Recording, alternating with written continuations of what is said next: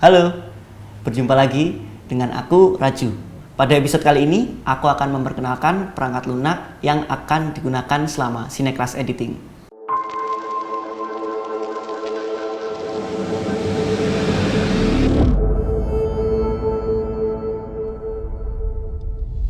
Satu, fungsi perangkat lunak dalam meja editing. Proses penyuntingan dalam sebuah film memang sangatlah penting. Karena lewat proses ini, semua proses pasca produksi film akan digabungkan menjadi sebuah karya. Istilah penyuntingan film berawal dari proses pengerjaan yang menggunakan cara tradisional. Akan tetapi untuk sekarang ini, penyuntingan dilakukan dengan alat bantu teknologi digital, yaitu software editing film. Perpaduan antara editor dan software yang akan digunakan akan menghasilkan sebuah tampilan visual yang menarik hati para penonton. Nah, maka dari itu, selain software pengedit video yang digunakan, diperlukan juga editor berpengalaman yang kualitas kerjanya baik. Nah, untuk menentukan kualitas produk akhir film yang dibuat, perangkat lunak editing memiliki peran yang krusial dalam proses produksi audiovisual, termasuk pembuatan film, video, atau rekaman musik. Fungsi utama perangkat lunak ini adalah memberikan alat dan lingkungan yang diperlukan untuk mengedit, menyusun, dan menyempurnakan proyek atau produk tersebut.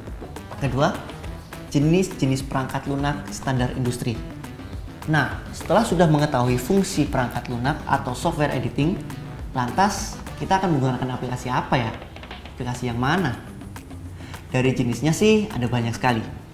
Adobe Premiere Pro, Sony Vegas Pro, Final Cut Pro, Avid Media Composer, Lightworks Pro, atau bahkan yang jadi tren sekarang, editing menggunakan CapCut atau Capcut. Bebas, kalian memilih aplikasi yang mana terserah kalian. Yang penting, secara proses fungsional bisa membuat filmmu jauh lebih bagus. Penting untuk dicatat bahwa pilihan perangkat lunak editing video juga dapat dipengaruhi oleh preferensi pribadi dan pengalaman seorang editor. Banyak editor yang menggunakan Adobe Premiere Pro karena fleksibilitas dan fitur-fitur kreatifnya yang luas. Namun, beberapa editor mungkin lebih memilih platform lain seperti Final Cut Pro atau DaVinci Resolve. Tergantung pada kebutuhan dan preferensi mereka. Kami tanpa di-endorse lebih memilih menggunakan Adobe Premiere Pro karena kemudahan integrasi, interface yang ramah, fitur-fitur profesional, dan format fleksibel. Jadi mungkin teman-teman bisa menginstal lebih dahulu atau mungkin pinjem. Maaf ya. Oke, kalau teman-teman pertama kali membuka Adobe Premiere, tampilan yang pertama dilihat ya seperti ini. Kita bisa new project, open project, dan kalau kita lihat di tab atas ini ada file, edit, clip, sequence, marker, graphics, view, window, dan help.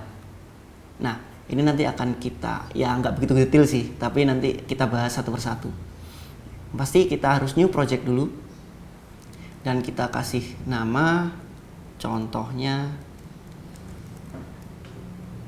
Cineclass Editing. Cineclass Editing. Oke, jadi setelah teman-teman pencet new project, nanti tampilannya akan seperti ini. Nah, sebelum kita harus membahas selanjutnya, kita coba mengatur meja kerja kita atau workspace ini. Jadi biasanya aku kalau mengatur workspace ini tuh timeline akan dilebarin dan di atas ada dua bagian, bawah full timeline, atas adalah project, source monitor, dan program. Oke, coba kita ganti seperti itu dulu. Di project sebelah sini, kita klik and drag. Efek juga ditaruh sebelah sini. Dan juga, oke, yang ini kita bisa close saja semuanya. Kita close other panels, terus kita close panel. Jadi seperti kayak gini. Ini bisa klik and drag ketika kursor kalian berganti seperti ini. Kita bisa geser. Oke. Dan efek kontrol juga dibuat seperti ini. Jadi sebelum mulai editing, atau kalau analoginya adalah sebelum teman-teman mulai kerja, pasti lebih enak untuk merapikan mejanya. Oke. Setelah itu kita pelajari satu persatu dulu. Kita skip yang atas ini ya, karena yang atas ini kita switch dari workspace satu ke workspace lain. Misalkan lagi menggarap audio, kita klik audio, effects, kita klik effects, color, dan lain sebagainya di sini. Dan di atas ini ada file, edit clip sequence. Coba kita bahas satu persatu. File ini akan berisi, contohnya yang paling sering dipakai adalah save atau save as, export atau import. Ini buat import itu untuk memasukkan file, export untuk merender. Itu nanti akan kita percobaan render. Kita pasti melakukan percobaan render. Dan di dalam edit ini ada undo, redo, copy, paste, dan lain sebagainya. Di sini nih jarang digunakan. Dan clip di sini ada rename, subclip, edit offline, source setting. Jadi ini lebih ke merename ketika kita teman-teman klik satu file atau materi di sana kita rename. Tapi sebenarnya ini jarang digunakan di atas yang kayak gini nih. Di atas ini jarang digunakan. Nah, kita bisa langsung mencoba tools. Yang pasti awal sebelum kita mencoba tools, kita harus mengimport filenya. Import itu apa sih? Masukin file video atau audio ke dalam Adobe Premiere-nya. Nah, sekarang kita kenalin dulu tab-tab di sini. Kita import. Ya, tab di sini kita tabnya di project, tetap di project. Kita klik kanan, kita klik import. Filenya ada di footage. Dan kita import semua file. Ini hanya untuk contoh saja. Oke, kita berhasil sudah mengimport file. Dan ini filenya terlihat thumbnailnya ya. Ini sepertinya file shooting. Agar tidak terlalu besar, kita ganti dari icon view ke list view. Jadi yang kita lihat cuma nama-namanya saja. Oke. Jadi sebelum kita mulai ngedit, kita harus bikin sequence. Apa sih sequence itu? Jadi sequence itu adalah apapun yang terjadi di sana itu adalah yang hasil dari filmnya. Jadi timeline itu kayak kanvas. Sequence itu kayak kanvas ketika teman-teman lagi mau gambar. Nah, kita bikin sequence dulu. Gimana caranya? Ada beberapa cara, banyak sekali cara. Yang pertama kita bisa file, new, terus sequence. Nah, di sini kita pelajari tab-tabnya dulu.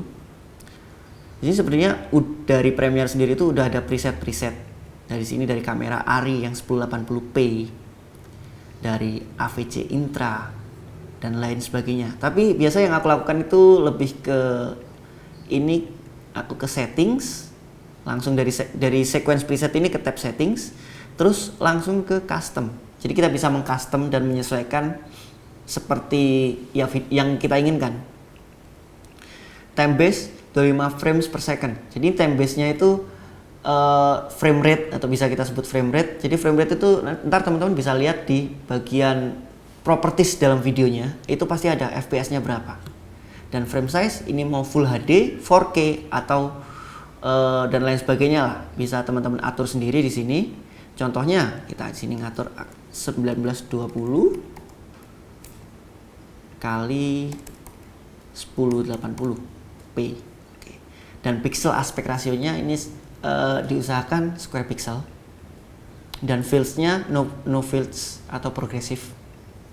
Ini langsung nama sequence-nya contoh Cineclass Editing 1. Nah, sebenarnya itu bisa dibilang cara ribetnya untuk membuat sequence. Karena kita harus mengatur satu persatu. Nah, cara simpelnya adalah kita hanya menyesuaikan sequence sesuai dari video yang udah kita take. Jadi contohnya, misal ini kita delete dulu. Ini video ada C001, C003, C004, dan C006. Nah, ini videonya udah ada frame rate.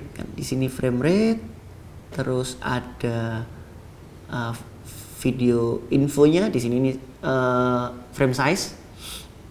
Nah, itu sebenarnya kita tinggal tarik aja ke timeline. Jadi kita tarik, klik and drag ke timeline. Itu akan otomatis menjadi satu sequence. Nanti baru kita rename di sini. Cara rename-nya kita klik satu, ya, klik kanan, terus kita rename Cineclass Editing. Oke, di sini ini kita sudah berhasil mengimport video dan membuat sequence. Setelah itu coba kita pahami fungsi-fungsi tools dan tab-tab yang ada di sini ya. Jadi ini ada tab Cineclass Editing Project. Di sini isinya semua file yang teman-teman import itu ada di sini. Itu bisa di foldering satu-satu, atau karena ini contoh kita bisa langsung import saja. Terus ini ada efek. Jadi ini ada beberapa efek seperti ada video transition, dissolve yang sering digunakan biasanya cross dissolve, dan untuk audio transition, crossfade, biasanya constant power yang sering digunakan. Terus di sini ada audio effect. Ini ada banyak sekali efek-efek dari Adobe ini yang sudah disediakan fitur-fiturnya. Itu tab ini berisi efek. Dan ini adalah efek kontrol. Apa sih efek kontrol itu? Jadi efek kontrol itu adalah identitas dari video yang teman-teman klik yang ada di timeline. Contohnya, saya akan menggeret ini, klik and drag ke timeline, terus klik videonya, kita cek efek kontrol. Nah, di sini adalah ada identitas dari video tersebut. Seperti posisinya ada di posisi ini, dan scale-nya 100%, rotation itu putarannya. Dan ini kita bisa atur satu-satu. Misalkan posisinya kita ganti-ganti, itu kita gantinya lewat sini. Klik Ctrl Z, dan scaling misal terlalu kurang besar kita besar, kurang kecil kita kecilkan. Dan ada di sebelah kanan ini ada reset efek ya. Jadi ini kalau ini kan reset parameter dan ini reset efek. Apa sih itu? Pokoknya kita mereset identitasnya menjadi seperti semula.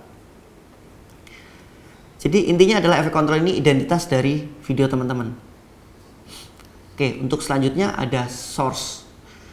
Nah, source ini adalah sebelum kita meletakkan video yang udah kita pilih itu ke timeline, itu kita harus cek dulu videonya isinya apa. Dengan cara klik 2 kali, itu akan menuju ke source monitor.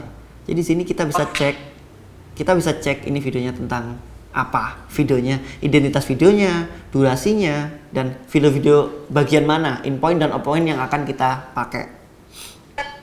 Nah, di sini di tool source monitor ini ada tools namanya mark in, mark out, go to in, sini ada go to out, dan ini play, itu play, dan ini geser kiri 1 frame, geser kanan 1 frame. Nah, yang sering digunakan adalah mark in, kita tentukan titik di mana video itu akan diambil, dan mark out. Nah, setelah mark out kita klik and drag video ini ke timeline. Nah, sudah tahu kan bedanya? Dari kita klik and drag dari source monitor dengan klik and drag yang dari sini langsung akan ada perbedaannya. Jadi dari source monitor yang sini ini sudah kita pilih, dan ini adalah satu full footage tersebut tergeser ke sana. Ini kita hapus dulu dengan cara pencet del. Itu ada source monitor atau source. Nah, yang selanjutnya adalah program Cineclass Editing. Nah, jadi sebenarnya ini tuh previewnya aja. Nah, di sini adalah semua yang terjadi di timeline itu akan ditunjukkan di bagian program itu. Contohnya, kita akan memasukkan ini ke sini, oke, ke timeline, dan juga kita masukin selanjutnya ini gambar ini. Kita contohnya in point dan out point ke timeline. Seperti ini, kita geret ke timeline. Ini volumenya aku downin dulu ya, terlalu kencang. Oke, jadi sementara kita turunkan dulu volumenya ini karena kencang.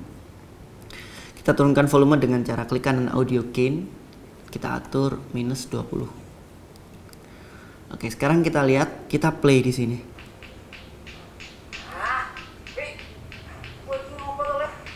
Nah, jadi pergantiannya itu ada di sini. Oh iya, untuk zoom in dan zoom out itu ada di sebelah kiri dari backspace di keyboard teman-teman. Itu bisa dipencet, ada plus dan minus. Jadi kalau plus itu zoom in dan minus adalah zoom out. Ini untuk zoom in dan zoom out di timelinenya. Jadi program monitor ini adalah apapun yang terjadi di timeline itu akan di preview di sana. Seperti itu.